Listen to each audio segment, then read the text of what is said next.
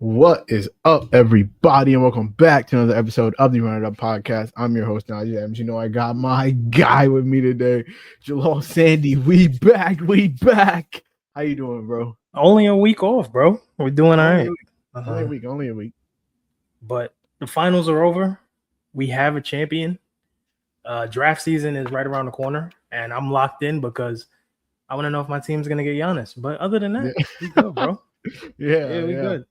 Yeah, you're in Giannis talks. My team's in Walker Kessler talks. So, hey, that's good for y'all. Not quite on the same page, but we'll figure it out. He'll be an all-star if he becomes a Laker, though, for sure. Yeah, Luka feeding that boy. But yeah, so make sure you guys subscribe to the podcast everywhere the podcasts are found. Find us on Twitter, TikTok, Instagram, YouTube. Subscribe on YouTube. Leave a 5-star rating and review everywhere you listen to podcasts. And today on the docket, we're going to talk NBA Finals recap, give our thoughts on the Knicks. I got to apologize. Give our thoughts on the Spurs, where they go from here. We're going to do top 10 players in the NBA heading into next season, since that's all over, kind of discourse is all over the timeline. We're going to talk Brunson. We're going to talk Dylan Harper. And then we'll do a Keep 3 Cut 5 about finals MVPs. And then we'll just kind of go from there, see where we're at. Maybe we'll talk about some football. Maybe we'll talk about Giannis. Maybe we'll talk about our Dynasty League. Maybe we'll just vibe. Schedule change. We're moving Song of the Week to the end of the episode so we can get more into the meat and potatoes of the episode quicker. Without further ado, the Knicks, the New York Knicks, are your 2026 NBA champions. The parade is tomorrow. I will be in the city, not for the parade, but for work. But regardless, it's going to be hell in the city. I will be there. We are both from New York. Neither of us are Knicks fans. But, just to see a New York team, the Knicks in particular, win the chip, how did you feel about it? How did you feel about the Knicks? We can dive on into it. They win in 5 games. Yeah. Well, I had Knicks in 6. I believed this was my not hot take, but dark horse pick to make the finals. Not really dark horse. I had them in the finals, but it wasn't a popular pick. I think for me, if my team couldn't win the finals, I'm fine with the Knicks winning because even though I've never been a Knicks fan, I think the Knicks winning is the greatest thing to happen to New York City in a long time. That's not hyperbole. I don't think any other team winning, including the Jets, would be as big as the Knicks winning because let's be honest, there's 1% Nets fans. Everybody in New York, they should relocate. A lot of people in New York are Knicks fans. I say probably 85-90% of people in New York are Knicks fans. Mm-hmm. So when the Knicks win, that's the whole city just getting behind them and leading them. And honestly, bro, when I think about the fact that my dad has never seen the Knicks win a championship. He was alive, but he was 5 years old. Yeah. So for him to never see them win a championship, and for my older cousins that have never seen the Knicks in the finals, that were born in the 80s, and for me to never be a Knicks fan because when we were growing up, they were terrible. The Knicks were literally for 15 years plus a laughing stock of the league. Yeah. When after they made the finals in 99, they go on a couple playoff runs with Allen Houston and Latrell Sprewell, and then they hire Isaiah Thomas as their president, and shit went nuts. They give Eddie Curry a ridiculous contract. Stephon Marbury doesn't want to play basketball. They trade for guys like Jamal Crawford. They had David Lee, who was a fine player. Zach Randolph was a fine player. But they had a Danilo Gallinari upcoming at one point. And then Melo came, and it was a nice little spurt, like a 2-3 year run, but it was nothing special. It was nothing close to this. And not to mention what happened after Melo left when Phil Jackson was the president. So yeah, Knicks fans have been through a lot, bro. And I have a bunch of friends and family that are Knicks fans, and I'm very happy for them. I'm happy for the city, and the vibes in the city are even better when the Knicks are winning. And I hope the parade is fire. I'll try to watch it if I can while I'm at work. But congrats to the Knicks. Congrats to my short king, Jalen Brunson. Thank you for proving me right. Yeah. Thank you. I made a case for him. I told you he might be the anomaly, and yes, sir, he is. Yeah. Shout out to the Knicks. Shout out to Mike Brown. Cat, OG, all of them, bro. They all deserve it. That's a great team right there. And we're gonna talk about it. Yeah, I think it's super. I think the Knicks winning unites New York in a way that none of the other four major like sports leagues would. Like, I think if the Jets won, like they're the Jets.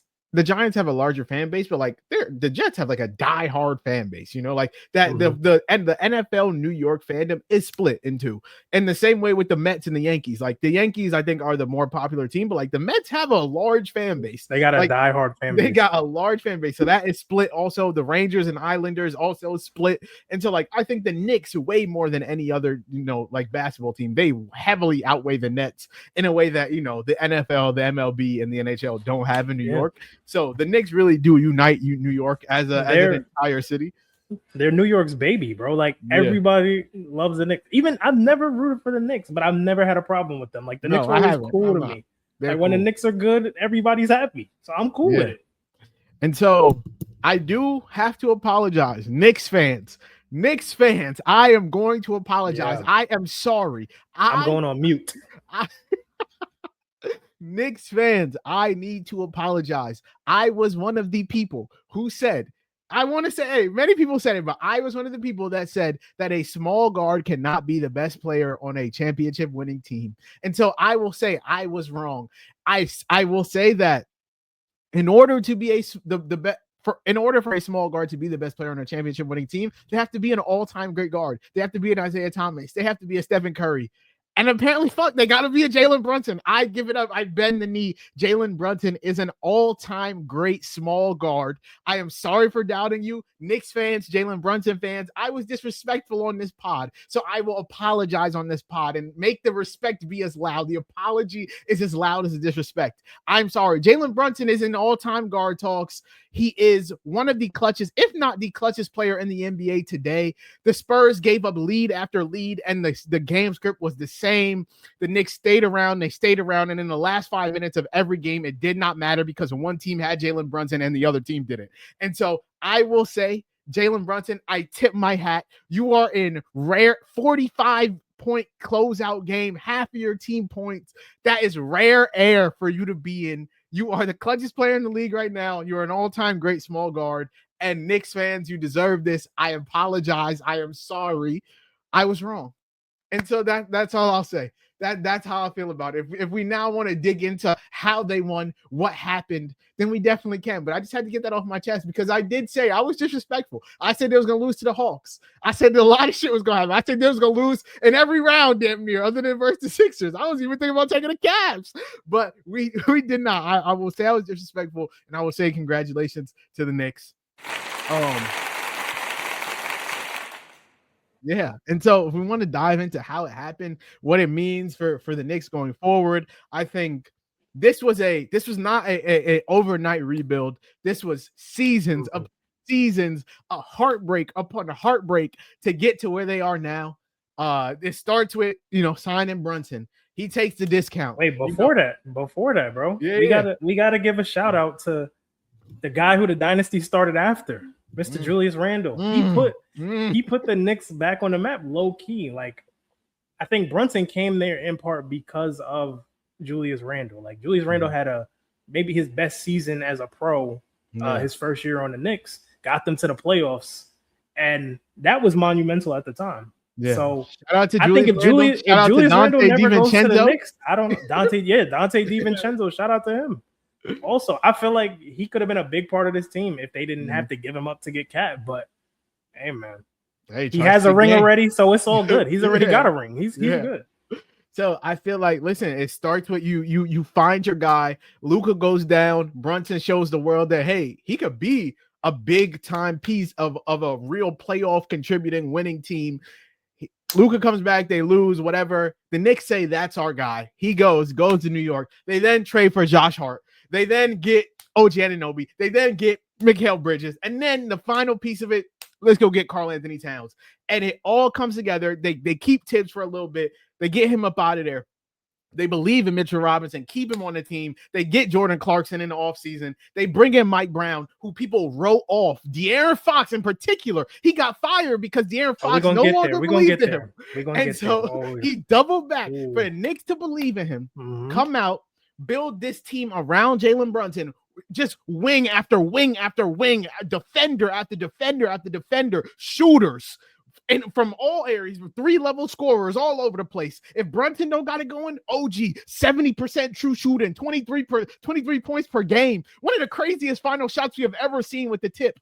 Mikal Bridges playing when he needs to play. Mickey 5 picks. Hey, fuck them picks. Like he said, they won the champ. Josh Hart, one of the all-time great role players that this league has ever fucking seen. And then we've got Jalen Brunson, who makes it all come together. And Karl Anthony Towns, former first overall pick, could never be the best player on a championship winning team. Hall of Fame resume. I'm glad he got his ring. Best shooting big of all time. Finally had something to go back on. Like, maybe I couldn't be the best player on the championship winning team, but shit, I could be the 1B. I got one. No one's gonna say I had one of the best plus minuses in NBA Finals history. I contributed to this shit. So shout out to Cat. But I've been ranting. So how do you feel about it? Yeah, I mean, first of all, I want to say, as great as I talk about Jalen Brunson now, back then I didn't think it was a bad signing at all, but there is no way on any earth you would have told me like Jalen Brunson will be the best player on the Knicks and lead them to a championship and be Finals MVP. He was not this level good when he got to New York. Well, when he was in Dallas, and maybe he was just a Lamborghini parked in the garage. Maybe that's probably what it was. But the thing about Brunson is he's always been a winner. He was a winner at Villanova. He upped his game. He had to grind and get it out of the mud in Dallas as a second-round pick. And, I think that DNA is always in his blood, playing for Jay Wright, playing for a pretty decent organization in the Mavs. Like, they've won championships. They've had great coaches. And then coming over to the Knicks and kind of establishing that hard-nosed culture with Julius Randle, with Tibbs, and battling in the playoffs. Like, they had battles with the Heat. They had battles with Indiana for a couple years. Like, It's taken a minute. This isn't just happened overnight. This has been a 4 or 5 year process. And I want to give a big shout out to Cat because I feel like the narrative around him over the last few years has just been disingenuous. Like, people talk about Cat like he's not a player you can win with. I think honestly, if he's on your team, he's one of the easiest people to implement into your system if you let him use his talents. Like you said, one of the best shooting big men of all time. And honestly, his skill set, we talked about it a couple weeks ago. You asked me if he was generational. I don't think he's generational, but for a center, his skill set is so unique. Like, what 7-footer in the league? Please name me another one. 7-footer in the league that could shoot the way he can shoot, put the ball on the floor, is quicker than the guy that's in front of him, and can also be physical defensively. The only knock I give on him is he has dumb fouls. But when Cat is locked in defensively, he's impactful. And he's a great passer. He's a 3-level scoring, shot creating that gives you some upside defensively. Like, there's not another big in the league that gives you that type of skill set. Wemby or no Wemby, like Wemby's just not that, or he's not that yet. And that is it shows that type of value shows. And no other team is gonna be like, yo, we gotta go find our Cat. You can't find Cat. No, and I agree. Like, he has a draft for a reason. He has such an important skill set. Like, I think he is the best shooting big in the league currently. I think he's one of the 5 best passing bigs in the league currently. I think he's one of the 5 best scoring bigs in the league currently. I think he's like a great rebounder for his size. Like, I think I other than like Jokic and Embiid, I have a hard time naming Giannis. 3 other guys. Do we count Giannis as a big? He's a power forward. Okay, Jokic and Embiid. Are you saying centers? Yeah, I'm saying like centers for the most part. But okay. But Giannis is technically a big to me. We can count Giannis. Jokic, Embiid, Giannis.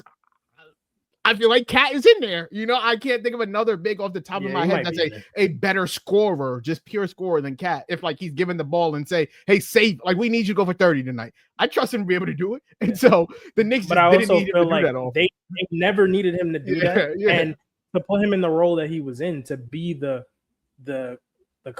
key cog in the offense, like, hey, you're just gonna be the main facilitator on the team, and you just got to give a solid defense and hit your shots when we need them. And listen, that step back 3 in game 4 was huge. They needed that, and it was a tough shot. Fading out of bounds. But the series in general, like, I'm being honest, after game 4, it was over.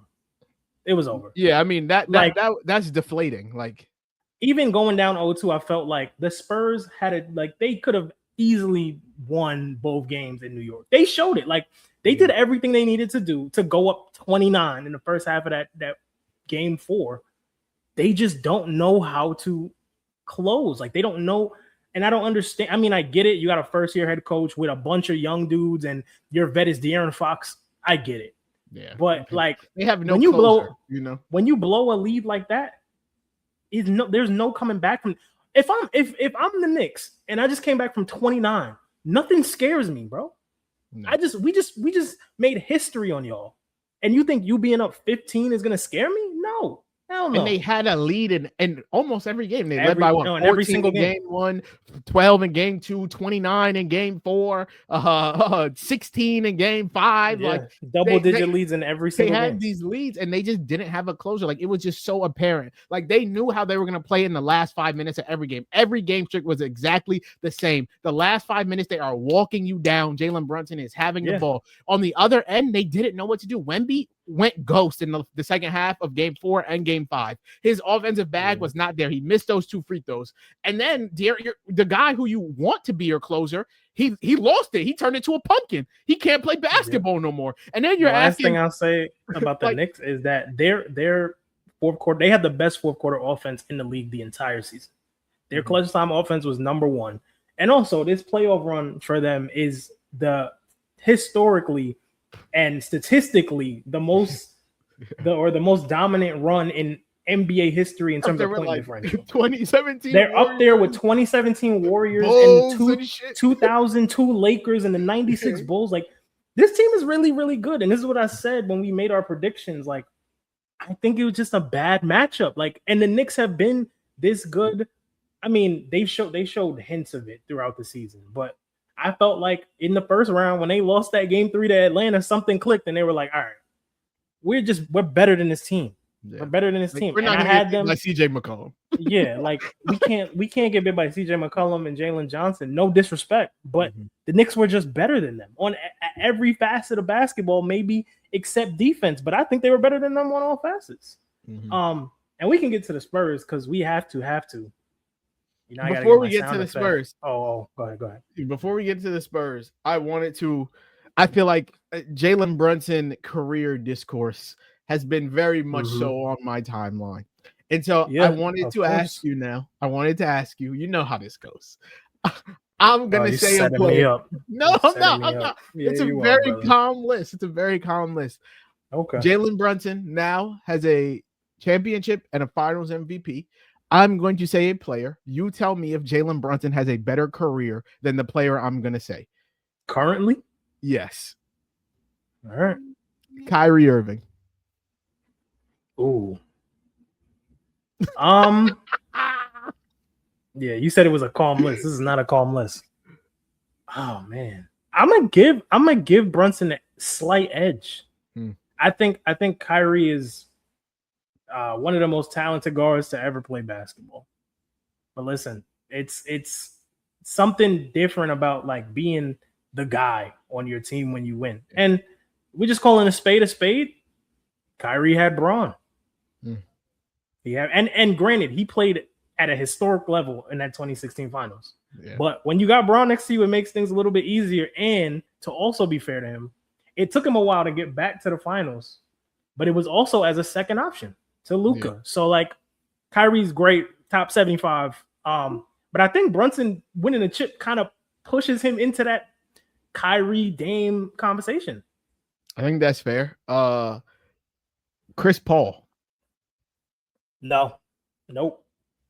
Okay. Nope. We're not even entertaining those. Not doing that. I'm not doing that. No. Okay. No. James Harden.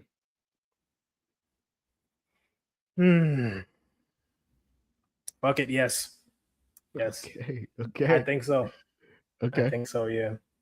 Even with James Harden's like dominance, I think Jalen Brunson is one of the clutchest scorers of this era. And it's consistent year to year in the playoffs as well. So I would take that over, dominant regular season scoring with an MVP. I'd take Jalen Brunson over that any day. Allen Iverson. Nope. Not doing that either. We're not doing that either. Nope. Okay. Damian Lillard.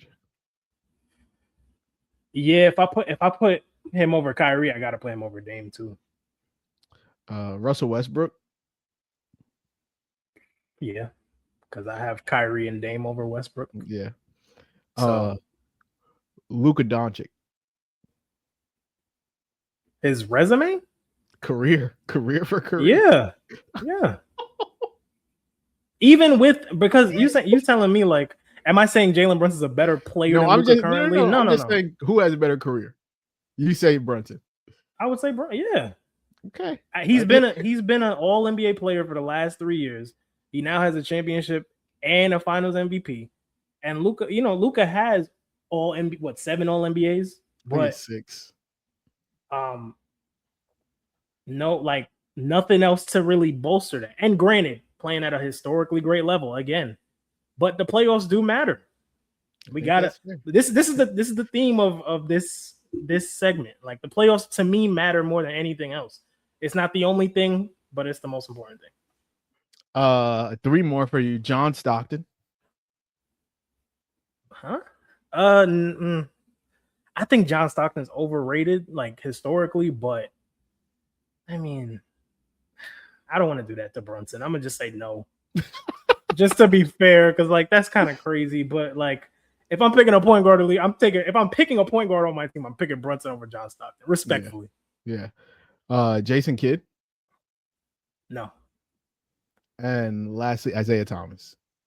Nope. Okay, cool. So Brunson is somewhere in that, like above Kyrie and Harden and Westbrook, but below. I would say he's clearly above somebody like Harden and Westbrook. Isn't that crazy though? But no, it's not. It's not. And I think he's in the same realm of a Kyrie. Mm-hmm. No, I think ring culture has done a number on us because granted, it's not even ring culture, because I feel like your role on a team matters. Like Russell Westbrook as a number 1 option never did anything spectacular. He got a bunch of triple doubles, and that was fantastic. He's one of the most talented guards ever. But what you do as the number 1 option matters in the playoffs, especially. And it's not like Jalen Brunson is averaging 18 in the regular season and averaging 25. He's averaging 26 constantly. So he's a 25 a night guy, giving you 30 in the finals. And I'm saying he's averaging 30 in the finals, giving you 45 in the closeout game. Russell Westbrook cannot do that. He just can't. He's never been that guy. Yeah. I think James Harden as well. It's just so crazy. I would agree with you on most of them. I agree. I'm taking him over Harden and Westbrook, and I might. You know what? You might have to put this in a clip if you make this a clip. I would take him over John Stockton. John Stockton has never been the best player on his team. So there we go. Okay. Yeah, I think that's fair. He was playing with Karl Malone, so we going. And I think Brunson gets a boost for being a small guard on winning, like being the best player as a small guard, winning against a generational guy. Like I do think that gives you a little bit of a boost. And so we can move on to the Spurs, the San Antonio Spurs. They, one team's got to win, one team's got to lose. We've talked about the winner, so now we must talk about the loser. The Spurs, hell of a year, 60-win team. I don't think anyone thought that was going to be the case this year. They, Wemby, generational guy. Dylan Harper, amazing. Stephon Castle, they have something there. I think they found a nice little, bench production out of guys like Keldon Johnson, 6th man of the year that did absolutely nothing in the finals. Not doing that. Harrison Barnes doesn't play anymore. Julian Champagny, Devin Vassell, great guys. But at the end of the day, they lost. Shout out Luke Cornett too. Shout out Luke Cornett. They lost in 5. Mitch Johnson blown leads in 4 out of the 5 games. Wemby turned into a pumpkin in the second half. De'Aaron Fox forgot how to play basketball for majority of the NBA finals. And then they were relying on Dylan Harper, a 20-year-old Dylan Harper, to save their season. And I that just can't happen. I'm sorry. Like that just can't be what we get to. And so, yeah, I'm curious. What are your thoughts on the Spurs? Where do they go from here? We can start with De'Aaron Fox. We can end with De'Aaron Fox. Yeah. No. De'Aaron Fox combo needs to be had regardless. But yeah. Hey, you already know what time it is. De'Aaron Fox, come on down. Listen, man. This team traded for De'Aaron Fox a year ago and paid him to be not even the best player on the team. They paid him specifically to be the veteran guard that shows up in crunch time. And if I'm being completely honest with you, he was nothing near that, especially in the playoffs. In these playoffs, De'Aaron Fox averaged 15 points, 6 assists on 41% shooting and shooting sub 30 from 3. Also, his 2-point percentage was a little bit over 45. So, like, nothing spectacular, bro. That's not what they paid you to do. And now I'm looking at his numbers from Sacramento in that one series against OKC, and it wasn't that much better. Like, yeah, he scored more because he took more shots, but 43% from the field, 33% from 3. He's the same guy that he's been. And honestly, like, I'm not gonna sit here and say De'Aaron Fox is a bad player, but they do not need. Was he bad in the final? Absolutely, he's been bad all playoffs. I just think he doesn't fit. I think it's that simple. I think he can go to pick your team in the East and be their point guard and average 23 points a game, and they make the playoffs and lose in the first or second round. But for this Spurs team, he is holding back production he's holding reps for Dylan Harper. He's holding back reps for Stephon Castle. He's holding back reps from Wemby, from Champagnie, from Carter Bryant, who barely played, but like when he's in there, he gives you defensive upside and he plays really hard. He's a rookie. So like he's taking away shots and opportunities from all of these guys because you want to come down in the clutch and ISO OG Anunoby 3 straight times. That is not smart basketball. Or you want to come down and throw the ball away and no one was looking at the ball, but you think because you're the veteran leader of this team, quote unquote, that you can do whatever you want. And then in the post game, which pissed me off even more, like a nonchalant, like, well, what can you do? Do better. You're a loser. You're a loser. You've always been a loser. Yeah. I saw a video of him crying in college when they lost in the NCAA championship, when he was at Kentucky and they lost, and he was crying, bawling tears. I have never seen De'Aaron Fox do anything like that in the league, ever. I just don't think he's like has that same passion for basketball that he used to have. And look, that's fine. You're a multi-millionaire. Go get your Brad brother. They paid you. You're about to be getting paid $50 million. You're about to be scamming niggas like Tobias Harris was at one of the worst contracts in basketball. It might be the worst. I think when they traded for him, you expected that extension. Like, okay, you're going to trade for an all-star guard. Give him the extension. But now you're going to be paying him $60 million in 2029. That is ridiculous. Yeah. And I think like the reason why, and I said this, and everybody knows this now. I think everybody pointed it out. Dylan Harper made De'Aaron Fox super expendable. Mm-hmm. Watching Dylan Harper come off the bench and score 30 against the Trailblazers, insane. Scoring 20 off the bench in the finals, insane. Scoring 20 off the bench versus the best defensive team in the league in OKC, insane. And guarding Shea, guarding J-Dub when he was playing. All these guys being able to switch and help out Castle, like he's gonna be a star one day. And De'Aaron Fox, I'm sorry, like the dynasty starts after you, brother. I'm sorry. That's just the truth. They're not gonna win anything with De'Aaron Fox. I don't think the way he plays helps out. I also think the Spurs need size, and that was the biggest issue. And like their best lineup is 3 guards, really 4 guards. If they decide they want to put like Vassell out there at the 4 or Champagnie, like Champagnie's 6'6", Vassell is 6'5". And Wemby, oh my God, Wemby gonna make up for the discrepancy because he's 7'4". That's just not how that works.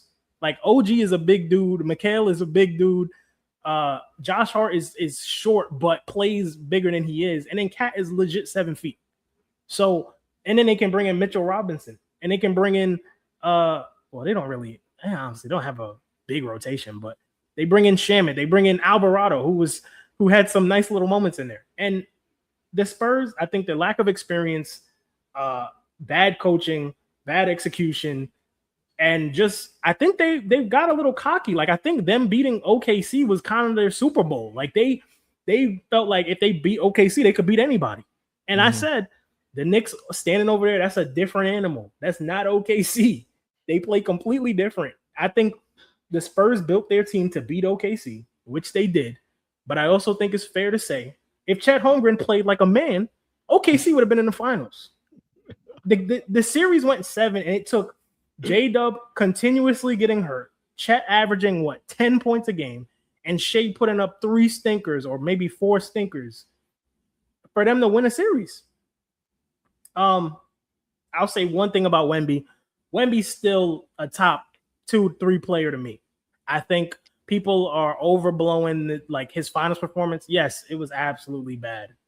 But guess what? The brother is 22 years old. I think it was clear that in every game except maybe game 2 and 3, he was gassed by the fourth quarter. And what the playoffs do, or the highest levels of the NBA do, is show the holes in your game. And it's clear that he's got to work on his offense, his shot creation, add some post moves, just getting a little stronger, working on getting to his spots easier. Like, settling for outside jumpers is just not going to work for him. No. But with that being said, he was still impactful defensively. Yes, he had some moments where he was out of position. He got cooked by Brunson. That's Jalen Brunson. We can say that now. That's Jalen Brunson. That's one of the best scorers in the league. I saw Shea put him on an island and do the same thing. So, it's fine. He's 22 years old. This team is not going anywhere. I don't think this is a 2012, 2013 OKC situation. And I think the Spurs will be back in the finals, if not next year, within the next 2 or 3 years. Yeah. I think the De'Aaron Fox thing, I think he let them down so bad because they got him, they needed him to be their closer. Like, they're watching Brunson come down on one end and just do whatever he wants, get to his spots, hit his shots. De'Aaron Fox was either getting to his spots and missing or not getting to his spots at all. Like, the Spurs would take seconds on seconds on seconds to get into their offense just to set it up so that De'Aaron Fox has Jalen Brunson on him. And then they're like, okay, De'Aaron Fox, go get by Jalen Brunson and get us a bucket. And he just could not do that. He either could not get by Brunson or was just missing his little patented free throw line spin jumper. And at that point, what do we do? He was missing he was missing the little pull up short jumper, the floaters. He was missing layups. Then he started settling for threes. And in game 4, he was hitting threes. So I think he was feeling good. But you've never been that. You've never been a shooter. So how and then the end of game 4 is some of the worst shit I've ever seen in my years watching basketball. For sure. For that to be your veteran guard, like you said, you're a fucking loser. You went and got a Sacramento career loser to come be your veteran guard. What do you expect? He never been in this situation before. He don't know how to fucking react. He used to be an ass. So of course he gonna revert back to some ass.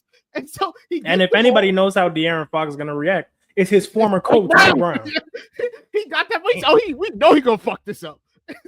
So it's like, I think he got the ball. All you have to do is hold it. Let them foul you. If you miss the free throws, it's even a better look than you taking that layup. It is. I'm sorry. No, but even no, it wasn't a good look because Wemby missed 2 free throws before that. So it would just been even worse.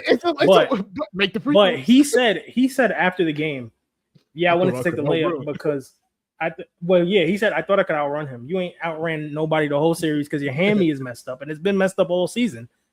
And he said, oh yeah, I wanted to go up by 3. My nigga, if you got fouled, you go up by 3.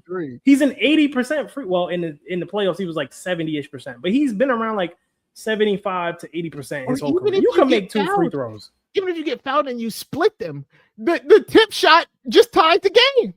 That doesn't game. But who are we kidding? The Knicks win in overtime. The Knicks win in overtime. But still, bottom line is, I think time and time again, this series came down to execution.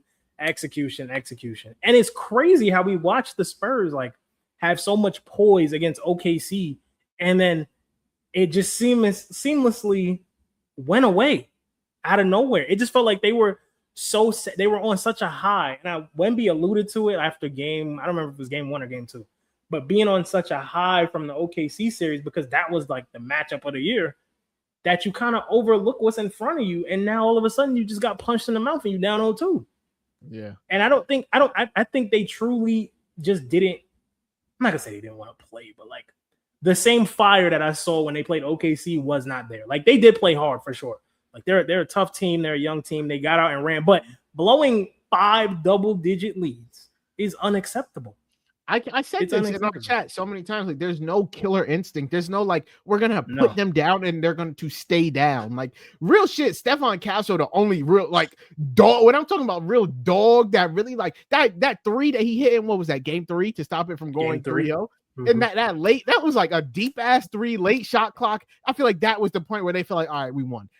Stephon Castle's the only one that I felt like was hitting that shot. Like, and so when he's having a dog shit game, it was like what 1 for 8, 0 for 8, something crazy like that in game 5, 1 for 9 with 4 or 5 fouls. He's not doing anything. De'Aaron Fox is just horrible. And then it comes down to our 20-year-old rookie. Wemby can't hit a shot in the second half. Wemby like, is gassed, can't even catch his breath. Yeah, and then we're asking our 20-year-old rookie, hey, bring us home. It's like, okay, when he misses a layup, I can't blame you. You shouldn't even be in this predicament. Yeah. I mean, we don't. There's not much else to touch on. Like I said, I thought the Knicks were the better team, even though you can make the argument the Spurs are more talented. But the Knicks have been they've been battle tested the last 4 or 5 years. At least their core has, and Cat has the experience. OG had the championship experience. So like these, like I said, Mikal been to the finals before. These guys know what it takes to win a championship. They've kind of just gotten to the mountaintop and not quite gotten to the top. Yeah, gotten to the mountaintop, not gotten to the top. Jesus Christ. I feel you know. Climbed the mountain and not got to the top. There we go. Yeah. I mean, should we talk about Dylan Harper real quick? I mean, just an insane player. Just an insanely good player. I'm a fan of his game.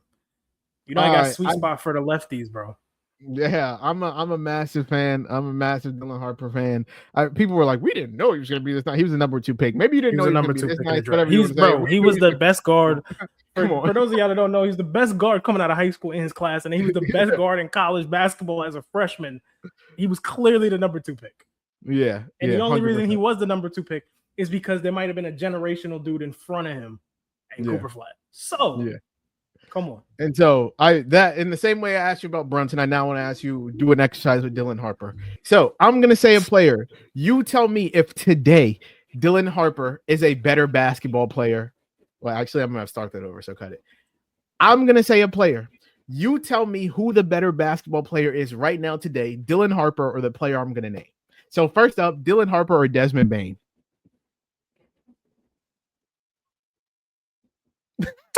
Desmond Bane's a damn good player. I would say I can't like how am I putting Dylan Harper in these situations against dudes who are all stars and then been in the playoffs? Oh man. You know what? I'm gonna take Dylan Harper. I think Bane was pretty bad in these playoffs with the Magic. So I'm thinking about his Grizzlies days, but Dylan Harper was fantastic the entire playoff and really the regular season and what seemed like limited minutes. Yeah. I'd agree with you. Dylan Harper or Franz Wagner? Oh, are you just gonna pick all the Magic players? That's what no, Paolo's not on here. Okay, all right. I think I would still take Franz. Okay. Franz is, barren health. He's still like a really good two-way player. And in my opinion, the best player on the Magic when everybody's healthy. Dylan Harper or LaMelo Ball? Ooh, I'm not the biggest LaMelo guy. I'm not gonna lie. I know you're not. You know I'm not. You know I'm not. I think he is an impactful player, but I think Dylan Harper's skill set might be a little bit more impactful. Like he has that two-way upside, and he can score. Maybe not all 3 levels, but like he can get to the basket at will, and he hits tough shots in the mid-range, and he's knocked down the 3. So like LaMelo's inefficiency, but elite playmaking versus Dylan Harper's kind of all around prowess. I think I would take Dylan Harper. Oh, okay. Dylan Harper or Cooper Flag? Cooper Flag. Yeah, same thing. We're not doing that. Yeah, we're not. We're not doing that. Dylan Harper or Derek White? I'm coming off a down year. yeah, coming off a down year, but I'm gonna still say Derek White. Okay. I think he's more like he has the winning player thing going for him. Like he's maybe top 5 two-way guard in the league. Like he's been that for like the last 4 years. So I'm gonna take Derek White in his role over what Dylan Harper, because we don't know. I think Dylan Harper is gonna be a star eventually, but I'm gonna take Derek White for now. I think that's fair. Dylan Harper or Amen Thompson? I'm gonna take Dylan Harper, bro. Yeah, so would I. I'm gonna take Dylan Harper. Yeah. And I like Amen, but that jumper gotta get better. It has to. It has to. Dylan Harper or Austin Reeves? Dylan Harper.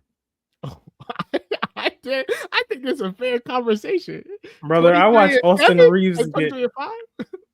I watched Austin Reeves get hunted by OKC. We're not doing that. Okay. Austin Reeves is in Tyler Hero talks. I got 3 more for you. Dylan Harper or James Harden? I'm gonna go Harden, but like, ooh. Okay. Yeah, that's a tough one. Dylan Harper or Darius Garland? Harper. And then lastly, Dylan Harper or Trae Young?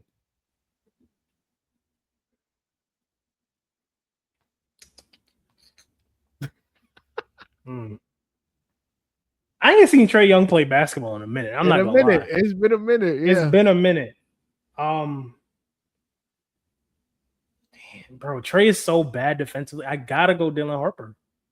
Okay. He's an elite playmaker. He's an elite playmaker and a tough shot maker. Yeah. But like, it's the same reason why like a guy like I guess small guard stock is up, but like I gotta see it from Trae. Trae is not on the level of a Brunson. Yeah. I think that's fair. And the purpose is to like see what type of range Dylan Harper is in coming off his rookie year. So he's like a top 30 player. Like, like coming off the rookie year, it's like top 30, 40, and with a bunch of room to grow. So yeah, I would pretty much agree with you on all of them. I would probably still take Austin over him. I would probably take LaMelo over him. I would probably take LaMelo over him. Yeah. I might take him over Franz. Yeah, but for the most part, I agree with you. And so talking about top players, whatever it may be, a lot of the discourse on the TL outside of Brunson and Dylan Harper and all that has just been outright, where does Jalen Brunson rank? And on top of that, who are the top 10 players in the NBA going into next season?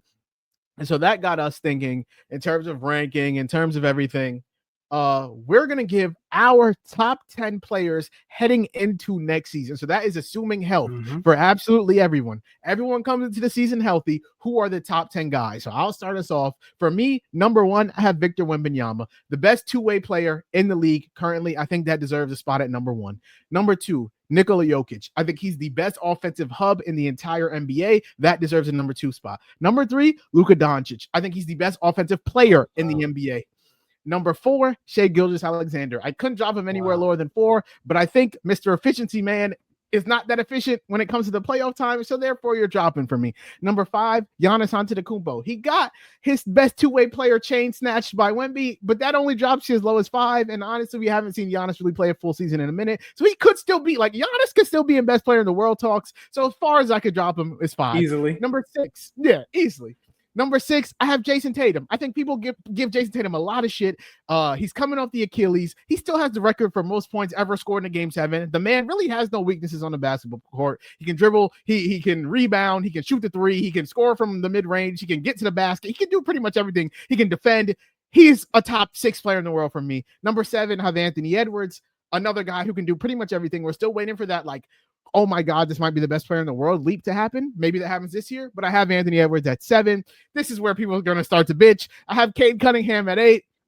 I think he is a better player than who I have at 9. I still think he is the best guard in the East. I think if you give him, and I'm not even going to say that. I think Cade Cunningham is the best guard in the East. Number 9, I have Jalen Brunson. He deserves to be a top 10 player, the clutchest player in the league, small guard, finals MVP, all that going on right now, top 10 guy. And number 10, I think it's interchangeable. I think you can say KD. I think you can say Steph Curry. I think you can say Donovan Mitchell. I have Kawhi Leonard because I just think he continues to be the model of efficiency, still plays defense, an absolute robot still when he's playing basketball. So yeah, that's my top 10 heading into next season. Who do you got? I'm actually shocked by your top. That's a crazy. We top can discuss. 10. So the way I do the TikTok, I'm gonna cut mine and then cut yours and put it into one. So we can discuss mine if you would like. What did you? What did you? No. We'll wait. Okay, I'm gonna give my 10. All right. So number one, I still have Shai Gilgeous-Alexander, SGA. Look, I know the slander got kind of ridiculous. I'm not gonna lie. Like, he's still one of the best scorers in the league. He maybe not the greatest defender, but he's passable on defense to the point where he's not a liability. And the Thunder are coming off 2 60+ win seasons, and he's coming off 2 MVPs and a Finals MVP. And I know people are like, if Halliburton played in Game 7, not hearing all that. We don't play what ifs. The dude is still an elite scorer, an elite player. Number 2, Victor Wembanyama, for the same reasons you said, elite two-way player, and that's his bread and butter. If you're not good at your bread and butter, then I can't give you the value. And this is why I have Jokic at 3, because I just watched Jokic basically get locked up by Rudy Gobert. If you're the best offensive system cog in the league, you can't get beat one-on-one by anybody. Yeah. But he's still an amazing offensive player and such a unique talent at the center position. I couldn't put him any lower than 3. At 4, I have Luka Doncic. I could say all the same things I said about Jokic about Luka. Great offensive player, maybe when at the peak of his powers, maybe the best offensive player in the league. But Luka hasn't played in a while, so I got to give the other guys benefit of the doubt. And at 5, just like you, I have Giannis. And I think next year, Giannis could easily slip his way into the top 3. Like, Giannis still has that elite two-way prowess. He still could give you 30 a game on 65% shooting. He's an amazing player. And we'll see where he ends up. Number 6, I have Jason Tatum. The resume speaks for itself. He's been playing at a high level for a very long time, and he's been playing very high-level basketball in terms of stakes for a long time. He's been playing in conference finals since he was 19 years old. So, like, the resume speaks for itself. The past work speaks for itself. He has no finals MVP, but guess what? He's still the best player on the team. So he has to be top 10. Number 7, this is where we disagree. I have Mr. Jalen Brunson. It was going to have to take a championship for me to put him over Cade. I think Cade is more talented than Jalen Brunson, but I'm not going to lie to you. When it gets down to the nitty gritty and it gets down to clutch time, who am I taking? I might take Jalen Brunson over everybody on this list. I'm not going to lie to you. He's the most clutch player in the league as a small guard, doing what he does, having 45 in a closeout game when his team scored, 97, 98 is unbelievable. That's Michael Jordan shit. Where am I? Number 8, I have Anthony Edwards. I got high hopes for Ant, but he can't get over that hump. I've been waiting. I've been praying for him, and it's still not quite there. But Ant is an amazing player. Highlight real two-way ability. And the Timberwolves are always relevant, always in the playoffs. Number 9, Cade Cunningham. This is my dog. Like, I love Cade, bro. But listen, you were the number 1 seed in the East, and it took 7 games for you to beat an 8 seed, and then it took another 7 for you to get smacked up by the Cavs at home. That's a little chink in your resume, unfortunately. And we got to be fair around here. So even though I think next year Cade can elevate himself to being the best guard in the East again, can't give him that title. At number 10, like you said, interchangeable. I have KD here, and I have Kawhi and Halliburton as honorable mentions. Kevin Durant is still an elite scorer at the age of 37, which is just ridiculous. And to score the way he did with that Rockets roster, and I know they lost to the Lakers, but let's be fair, Kevin Durant played one single game. He didn't look good in that game, but he played one game in that series. And I think it's clear that even though like KD has his flaws, he's still an elite player. And I picked him over Kawhi because I'm not picking a dude that lost in the play-in over Kevin Durant, you know, to Al Horford. Yeah, I think that's fair. Halliburton is number 11 for me. I have him like in that tier. I just haven't seen. You have him over KD? I have him over. No, I'll put him 12. Oh, I have I was KD like, and what? Halliburton, but I think like I have him over like Donovan Mitchell, and so I think he's like in that realm for me. If he comes back and he's at the level like the last time we saw Halliburton, then I think he's in that 12-10 range. But yeah, I think 1 through 4. I think 1 through 5 is everyone will have the same 1 through 5.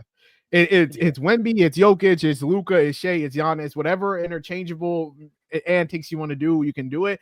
I think 6 is usually Tatum. You know, some people like to be like, oh, Jalen Brown is not a top 10 guy for me. I'm sorry. And so And then you get to like the Ant, Cade, Brunson. I think those three are kind of tied at the hip.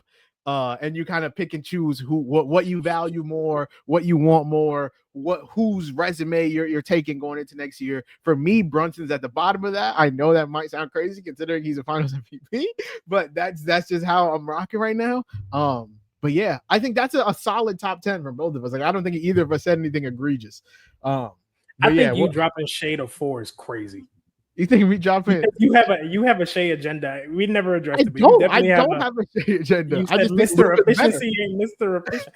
You can think Luka's better, but like, how do you make the case that Jokic is also better? I think the lowest you could put Shea is 3. Because I think Jokic is the most impactful all-around player in the league currently. I had trouble not putting him 1. Like, I think what he brings to his team in terms of winning and how he impacts it is different than anyone else. Not being consistent. You're not being consistent. Well, this is why I gave him MVP.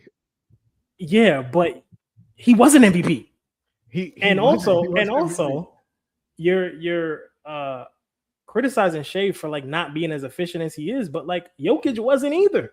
He wasn't, but our MVP got packed. Our MVP got absolutely destroyed in a Game 7 and had a bunch of stinker series. Granted, to the Jokic dude that you put number 1, to the guy you had number 1. But Jokic also had a shitter series against Rudy Gobert and all that. But like, I feel like the Thunder, but even without that, like, he still contributes to winning more than Shea does. And so I have to give that to you, because Shea, even though, you know, the Jalen Williams and the Chets and all of them were having stinker series, Jokic, what he's doing on a court is more impactful than what Shea is doing. It just is. And granted, they're both coming off of offensively.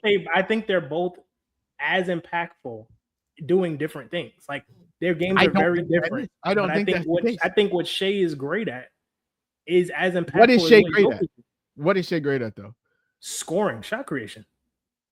But Jokic is a better shot creator. No, he's not. No, he is not. He is. Jokic creates more shots for his team. I'm talking about you're saying like on ball shot creation. Yes, okay. Yes. I thought you were talking about like creation. I'm like, bro, I watched Gobert stand at the free throw line and said, "Take that." You're right. You're talking about like on ball shot creation. I'm talking about like creating, not offensive creating for teammates. No. Yeah, and I think Shea is an underrated playmaker because the Lakers forced him to be a playmaker. Mm-hmm. But yeah, I'm not arguing that he's not better than that. Better at that than Luka is. No.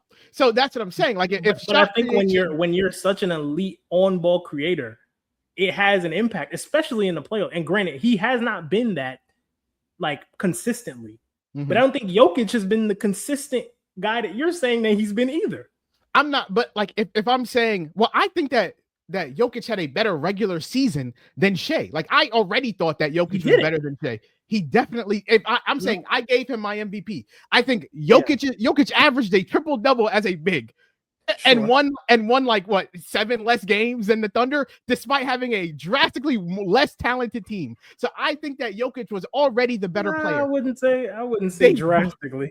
They both had stink. Who was Jokic's second best player? Jamal Murray. Who had an all-star, who had his best. Okay, and Shea's second best player hamstring is deli meat. So what are we talking about? That's fair, but if I'm just being consistent and saying I already thought Jokic was the better player at the end of the season, and they both ended their seasons on bad notes, Shea showed me nothing that would make me put him above Jokic. And then he actually showed me something that made him put him below Luka, because I know Luka is not being taken out of a game. Luka, like, regardless of who he's playing with, Luka is giving you his 35, his 6, and his 7. Whereas, like, I think the Spurs gave Shea problems. Like, they took Shea's shots away from him and made him get into a shot diet that he's not comfortable with. I don't think you can do that same thing with Luka. I think Luka's a better offensive player. I think he's a better playmaker. I think he's a slightly worse defender, but like, I don't think that dip in defense is worth the difference in offense. And so that's why I put Luka 3. And I think 4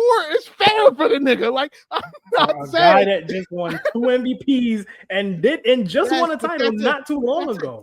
That's like a team award. Like, yes, it they gave him the MVP at a certain extent. MVP is not a team award when you're averaging 30 for 4 years. He's averaging 30 for 4 years, but it's not like the other guys aren't averaging 30 also. No. I get you, but like an efficient 30. 55% from the field and averaging 30 and doing it the entire season. But when we needed the efficiency, it went out the door. It wasn't. But I'm telling you, the same thing that you're criticizing Shea for, his lack of efficiency, was not there for you. Like the same thing you're praising Jokic for was not there when they played the Timberwolves. But I think that Jokic is a more complete player in general. And so his defense is so bad that Jaden McDaniels and Ayo Dosunmu said, "Yo, we're just gonna attack him." And that was the whole game plan. They said that they're all bad defenders. Like the Nuggets is a team. They did, but Jokic literally cannot do. He can't do anything. He can get in passing lanes a little bit. That's it. But I think if you go there. But the only way they were able to keep up with him is because Jokic creates so much on the offensive end. Like if you take Jokic off of the Nuggets, that's a bad team. You take Shea off of the Thunder, that team fully healthy, both teams fully healthy. That team is still winning more games. And so I think Jokic just does more. And that is, and I don't even like to get into like the plus minuses and all that, but like the impact numbers do mean something. Well, here's the truth.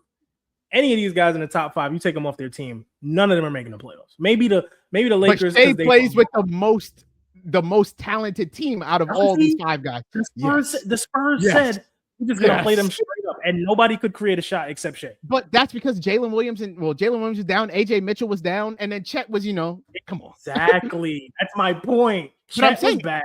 They're missing. I'm not saying he needs all of that to be great, but when your role changes, that is kind of what it was, though. He did need all that to be great. They won the chip when they were healthy. He didn't need it. He didn't need it in round 1 and round 2 because they were playing us. Yeah. But what I'm saying is he needed it. When you're playing the best team in the conference, you might need at least one of those 2 guys. Like the Spurs were fully healthy. That's true, but I'm saying if we say all these the Spurs, the Nuggets, the Lakers, the Thunder, and the Bucks are all fully healthy, the most talented team is the Thunder. Sure, but I don't think the Spurs are that far behind. Clearly. I don't think they're that far behind. I think it's really neck and neck. But that's why Wemby's number 1. And so I think that Shea also, he gets the advantage of playing with the most talented team. I think that you do have to take a little bit. Their talent disparity is so far that like the Lakers, it is very far from the Lakers' talent. No. I'm not saying that. Okay, so you clearly have an agenda. We're gonna wrap this up real quick because you clearly, bro, you want Luka to have a better team. I understand because the Lakers stink. And they're carrying 42-year-old Braun as their third option, and they got to pay Austin Reeves $40 million. Look, I get it.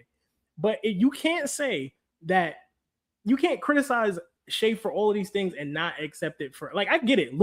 Luka's getting a great hand right now because he hasn't played basketball in 3 months. So there's nothing to really criticize on it. And it feels like a cheat code. And we can criticize all the other 3, Wemby and Jokic, but we got to be fair. I think having Wemby number 1 is fine with me because, like I said, if your bread and butter hasn't fallen off, then that's fine.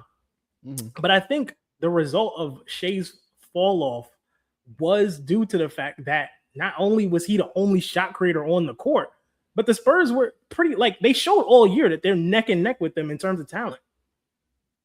I think that's I just don't think that it should be taken down as much as you're taking it down. And that's fine because you already think Jokic is better than Shea. So that's where we disagree. That's what I'm saying. That's what we're arguing. We're not arguing Luka and Shea. We're arguing Jokic and Shea. And I think that it's been I think it's fair to say Jokic has been the best player in the league for the last 4 years. Has he won the MVPs? No. But he was the best player in the league until Shea won a championship. Or at least until they beat them in the playoffs last year. And so I think that if I already thought that Jokic was better, I don't think Shea showed me anything to make me think that Shea is better. And so it's exactly where it was. I just moved Wemby to 1, and I think Luka's just better than Shea. So that's why he went from 2 for me to 4. And so I think that that's a fair drop for me. I'm not saying that he's number 7, he's number 8. No, they're all in the same tier. It's all very interchangeable. But if you're asking me who I think the better player is, I think the better player is Nikola Jokic. And if you say it's Shea, then hey, you're cool. That's fair with me. But I think that we just agree to disagree. Yeah, we're gonna have to. This will go on forever. Yeah, and so that's our top 10 players in the league. The only other thing that I wanted to do, since you've been king of the Keep 3 Cup 5s, I wanted to give you my own Keep 3 Cup 5, but Keep 3 Cup 5 NBA Finals MVPs. So I'm gonna say a name. You tell me. I'm gonna give you a name and a year. What year are we? What is the earliest year we're doing? We're doing pretty much the last 10 years. So since 2016. All right. Yeah. So the last 10 years. I'm gonna give you a name and a year. Keep 3 Cup 5 Finals MVPs. We're starting with 2026 Jalen Brunson. Last 10 years? Yeah. If it's the last 10 years and you got to give me 8 of those 10, I'm gonna cut Jalen Brunson because I think there's 3 performances I would take over Brunson for sure. 2021 Giannis. Keep. Absolutely keep. I think he's number 1. Since 2016? I'm counting since 20. So the last 10. So 2016 is technically like the last 11 years, but yeah. Oh, you mean okay. So Warriors first. Yeah. And it starts at 2017. But if we're saying 2016, then he's obviously. Yeah. Giannis is an easy. 50-point closeout game. First chip for the Bucks since the 70s. Pretty similar to the Knicks. But Giannis was the best player in the league at the time, and remained a top 2-3 player for a long time after that. And he already had his resume filled out with 2 MVPs and Defensive Player of the Year. So yeah, I'm keeping that easy. 2024 Jalen Brown. Cut. Your king, 2025 Shea. I could cut that. I don't think he played as well as he should have played. And I think I would take Brunson's 26 over his 25. Okay. 2017 KD. I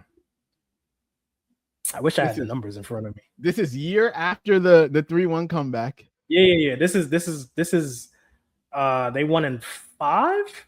They won in 5. Yeah, they won in 5. This is KD's 35.2 points, 8.2 rebounds, 5.4 assists from the hash. Shooting 55% from the field and 92% from the free throw line. His game by game, he shot 47%. So he shot 50, 40, 90 throughout the series. His game 1, 38, game 2, 33, game 3, 31, game 4, 35, game 5, 39. I'm cutting it. You're cutting it. Okay. I'm cutting it. Yeah, I think it's great. But again, there's still 2 more that I would take. And I'm hoping they on this list. Okay. Next is 2016 LeBron. Oh, we're doing 2016? We're doing 2016. Still? Oh, yeah. Keep. Okay. Easy keep. Yeah. That's the best performance of the last 10 years easily. I don't think I have to say much. 3-1 comeback, led all teams in all stats on both teams. The block led to the shot, and that 3-game stretch from game 5 to game 7 is probably the best basketball that's ever been played by any player ever. So yeah, we're just gonna leave it at that. And then I'm torn between what to give you here. I'll say 2022 Steph Curry. Keep. Yeah, that's what I was hoping. Yeah. I was hoping that was in there. We're keeping that. Steph had another like crazy stretch where he was averaging 30 on 50, 40, 90 shooting. And again, that was the time where like the Celtics weren't the Celtics they are now, but they were ascending, and Steph had a lot to prove with a chip on his shoulder, and maybe not the most talented team he had in the last few years, but I mean, that was a solid team, and Steph showed why he deserved finals MVPs before that. So yeah, shout out 2022 Steph is an underrated one, but I had to keep that one. And then the last one, which is an automatic cut for you, is 2019 Kawhi. Yeah, I'm okay with that. Yeah, I feel like you're okay with that. Yeah. In the finals specifically, I'm okay with that. The whole playoff run, I'd have been tight. Yeah, that's the Sixers shot Kawhi. Yeah. And so yeah, boom. That's a little keep 3 cut 5. And then we can end it here, or we can talk about. I know you want to talk about. Well, let's do song of the week first, since we've got here, and then we can decide if we want to do NFL or whatever. But I honestly have not been listening to a ton of new music. So if you made it this far, my song of the week is going to be. It is gonna be this song that I found on TikTok. It is called "Let You Down" by 171 Duda. Sure. All right, bro. So go check that out if you never heard it. And then what's your song of the week? My song of the week, tribute to New York City. One of my favorite artists ever. Imaginary Players by Jay-Z. One of my favorite Jay-Z songs. Okay. That's Young Hov. Mm-hmm. So yeah, we love that. Beautiful. And then before we get out of here, I wanted to ask you, we can keep it short. If you had to say, you had to put your money on it, who's winning the chip next year? What team is Giannis on to start next season? I mean, I'm gonna just say Miami because like I don't think the Celtics actually pulled the trigger and trade Jalen Brown. I don't see the logic in breaking up a duo like that that's been to multiple finals and been to conference finals and clearly work together. And I think the only two teams seriously in the running is Miami and Boston. So the Bucks have to trade him. They can prolong this as much as they want, but he has to go. And I think eventually he'll end up in Miami. And I'll be a happy fella. Yeah, I think he ends up in Boston. I think they do end up trading Jalen Brown. I think Brad Stevens is playing hardball. I think I think he is. If there's very few opportunities you're going to get to unite two potential top 5 guys. And so I think Brad Stevens is going to, like, the leap from Jalen Brown to Giannis is a big one. And so I think that he's going to, and like, you not only get him on your team, but you stop him from going to Miami, which like is also an advantage in itself. Something you don't want. Yeah. So comes out of there, yeah. I think that he folds, but I could be wrong. I think it's tough to break up the Jays. Like those are two homegrown talents. I'll say what I said in our chat yesterday because I thought it was a good point, but y'all ignored me.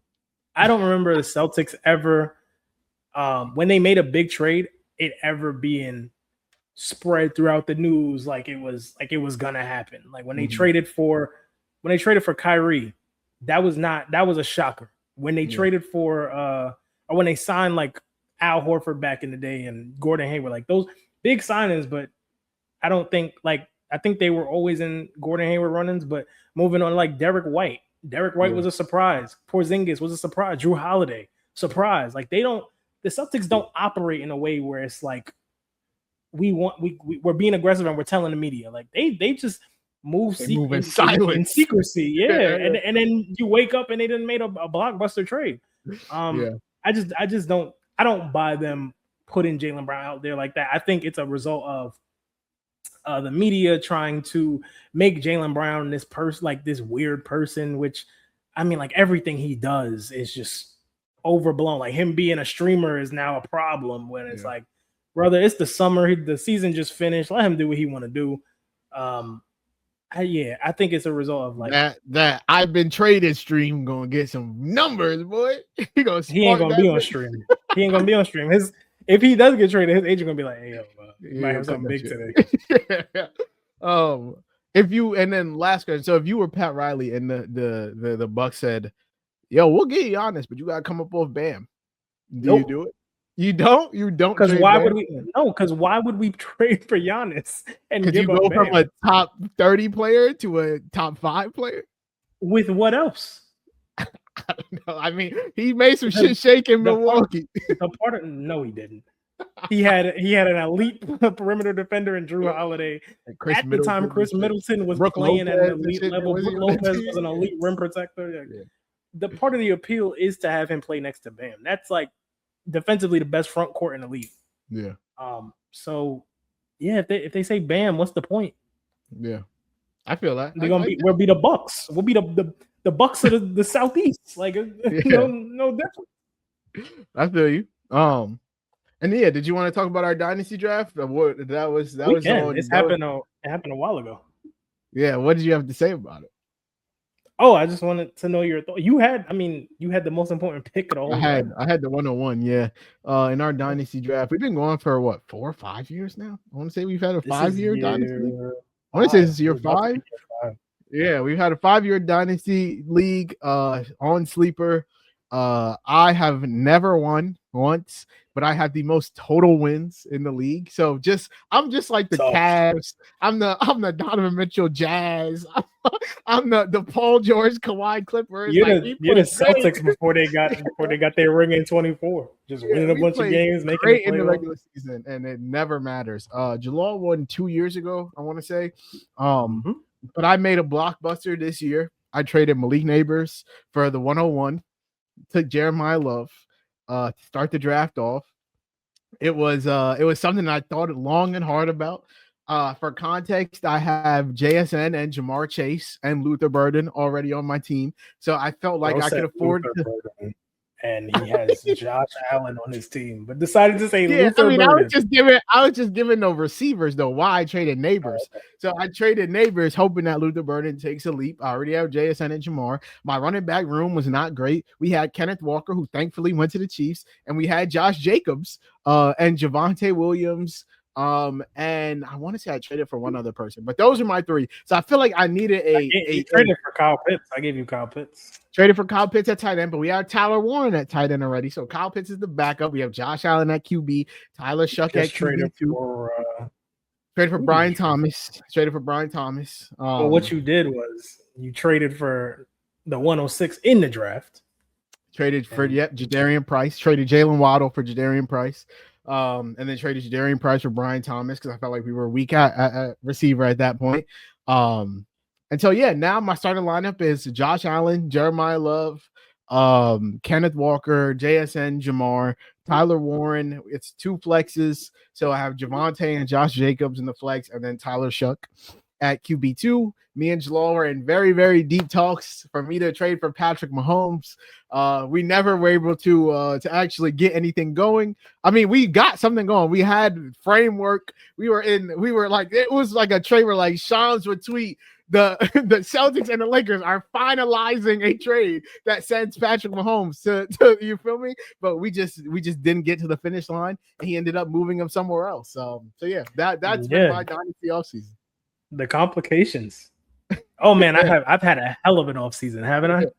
Yeah, you've been reeling and dealing. So, I mean, my team coming into the offseason, I felt like I was just kicking the can down the road. Like I had a decent team. I had a very top-heavy team, but the only reason I made the playoffs last year was because I traded for Rico Dowdle. James Cook from you. James Cook was amazing. Mahomes was also really, really good until he got hurt. And Rico Dowdle for about a month and a half was Adrian Peterson. So that got me into the playoffs. And then I got like a sprinkle weekend from Travis Hunter. So like we made it to the playoffs off hope. And then I get to the playoffs and Kyle Pitts has the greatest game of fantasy tight end has ever had.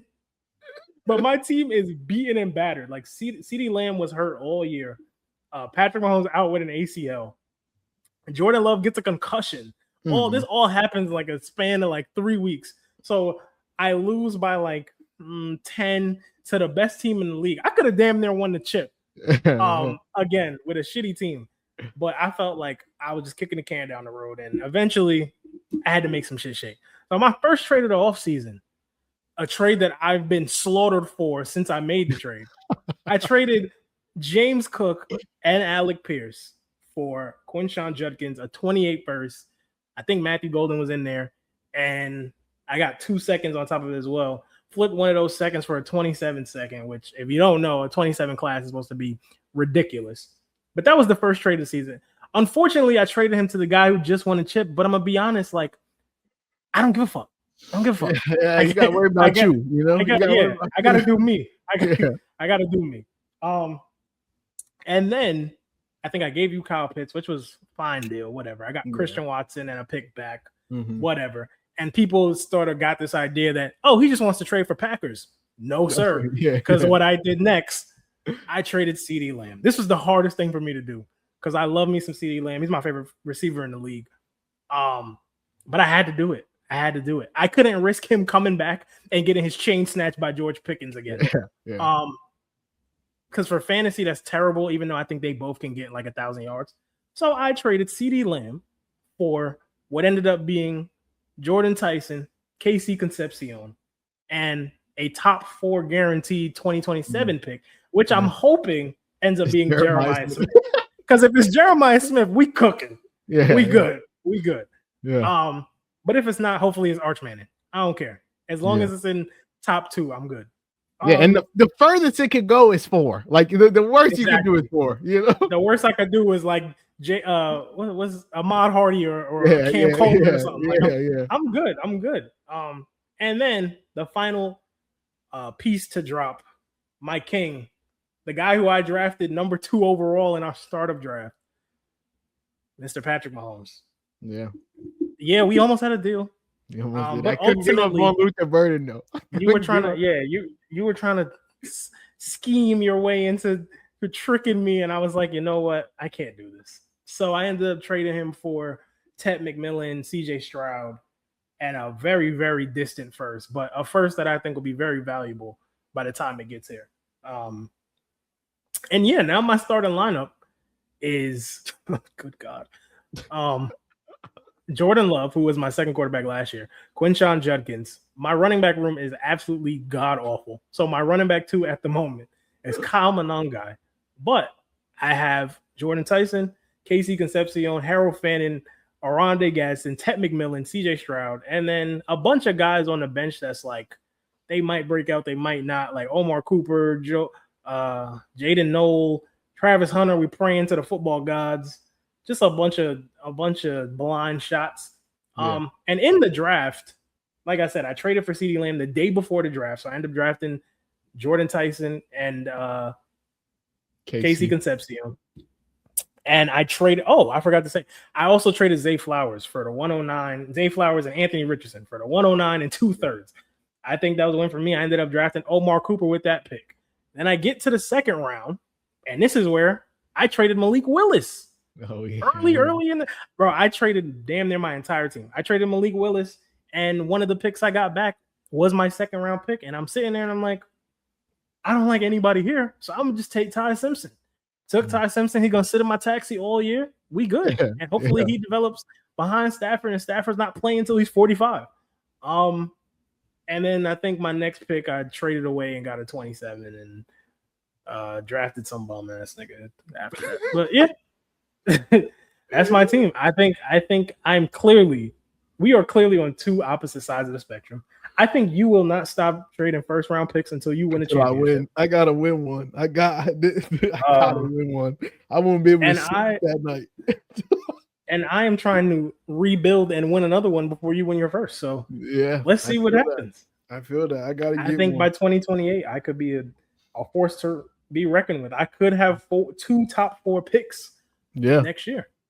I gotta get one, man. I gotta get one. That's how I feel. Once I get one, I feel like we could take it easy. We could maybe blow it up if we want to, trade Josh Allen. I don't think rebuilding is in your blood. You try. It's just not. I want to be good. You know, I want to win games.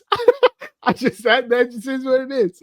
So I wanna win a championship, and then we can decide where we go after that. But yeah, that was my dynasty all season. The bench looks like Brian Thomas, Luther Burden, Blake Corum, Kyle Pitts, and then I think I got a couple extra guys. Oh, Daniel Jones is on my bench, and yeah, he starts for me. Yeah, he starts for me. And so yeah, that's our dynasty off season. It's been a good year. But we kicked 2 people out to get 2 more people in it because we felt like it wasn't as competitive. They were kind of ghost. We did a whole like expansion draft or whatever it was called, or something like that. And so dispersion draft. It was great. So now we got 2 new owners, both pretty active. Hopefully we have a great dynasty year. But yeah. So with that, I think that we're gonna end the Run It Up podcast for this episode. We hope you guys enjoyed the episode. Leave a 5-star rating and review. Subscribe on YouTube. Follow us on Twitter, Instagram, TikTok, all that good stuff. You can find me on Twitter at Najee_, Jalaal at j.sandy_. And yeah, I hope you guys have a litty day, a litty night, a litty life. And just like we do on every episode of this podcast, make sure y'all go run it up.